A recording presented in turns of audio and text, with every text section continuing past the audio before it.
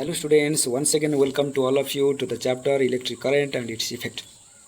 In the previous video we had discussed about electricity, charges, electric circuit, symbols of the components of the circuit and circuit diagram, etc.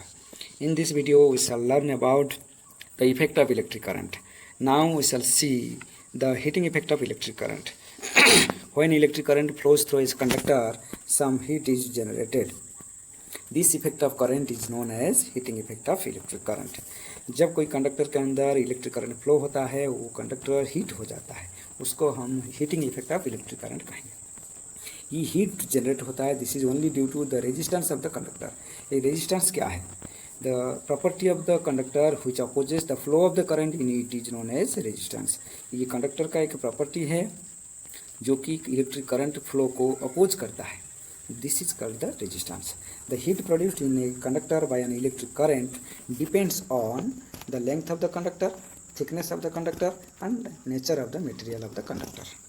Now we shall discuss about the applications of heating effect of electric current. ये heating effect of electric current कहाँ use होता है, कहाँ देखने को मिलता है? In our daily life there are many applications of heating effect of electric current. the working of electric bulb, electric iron, electric heater, room heater and many other electrical appliances is based on the heating effect of electric current. ये सब जो electrical appliances run होता है वो सब based on the heating effect of electric current.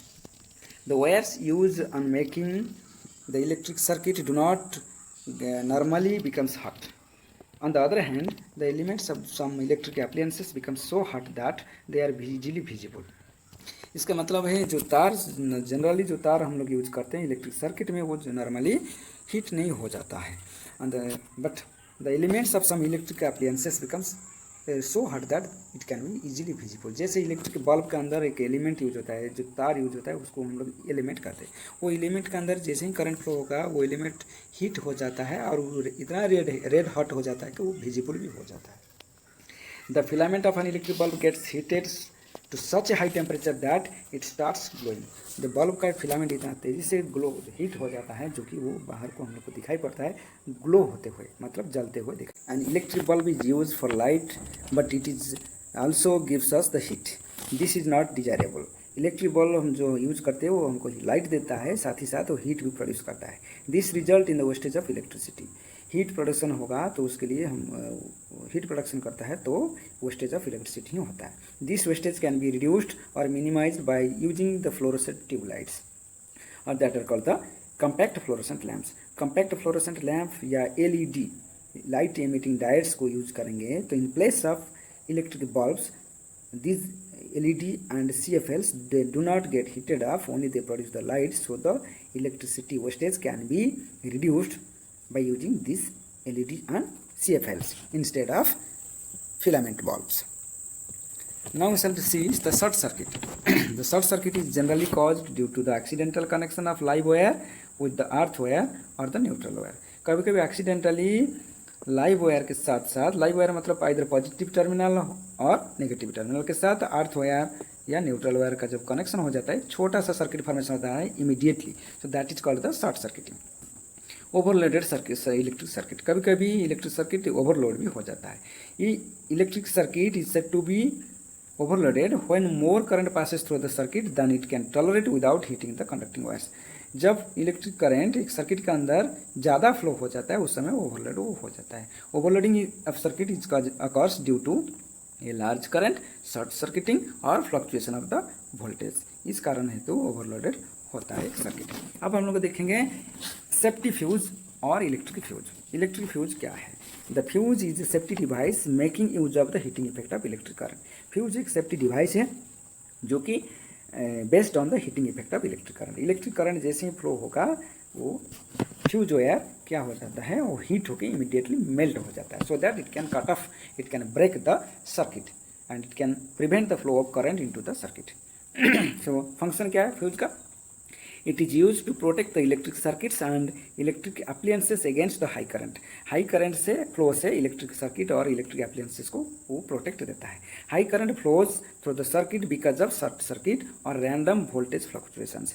High current कब flow हो जाता है? जब शॉर्ट सर्किटिंग होता है या रैंडम वोल्टेज फ्लक्चुएशन होता है. उस समय क्या होता है, ओवरलोडेड हो जाता है, क्या हो जाता है, सर्किट ओवरलोडेड हो जाता है। When high current flows in A circuit it is called overloaded circuit. अब देखेंगे ये फ्यूज कैसा है, कितने प्रकार का फ्यूज हम लोग यूज करते हैं। एक देखिए KitKat fuse, it is a combination of porcelain fuse socket and a carrier. So this type of fuse, ये फ्यूज को इसको हम लोग कट आउट कहते हैं। ये फ्यूज को आप लोग को दिखे होंगे, this is the socket and this is the carrier. Next cartridge type of fuse, cartridge fuse is made by putting a fuse wire inside a glass tube and connecting its two ends to a metal caps fitted tightly over the glass tube।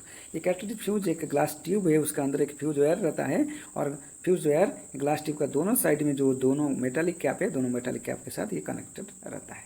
These type of fuses are used to protect sensitive electronic appliances like the TV, computer and UPS etcetera. ये सब sensitive electronic appliances के अंदर ये कैट्रिज fuse use होता है। Miniature circuit breaker क्या है? Miniature circuit breaker is also ये क्या करता है, it also a type of safety device which is connected in the electric circuit. ये एक मिनिएचर सर्किट ब्रेकर एमसीबी एक सेफ्टी डिवाइस फ्यूज की तरह काम करता है।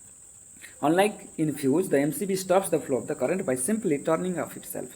जैसे ही करंट फ्लो होता है फ्यूज के अंदर, फ्यूज वायर हीट होकर मेल्ट हो जाता है और करंट फ्लो को सर्किट के अंदर प्रिवेंट करता है, करंट फ्लो को रोक देता है। सिमिलरली MCB क्या करता है, जैसे ही हाई वोल्टेज का करंट फ्लो हो जाता है सर्किट के अंदर तो MCB क्या होता है, अपने आप टर्न ऑफ हो जाता है। तो that will also prevent the flow of current to the circuit and prevent it from accidental damages to the circuit.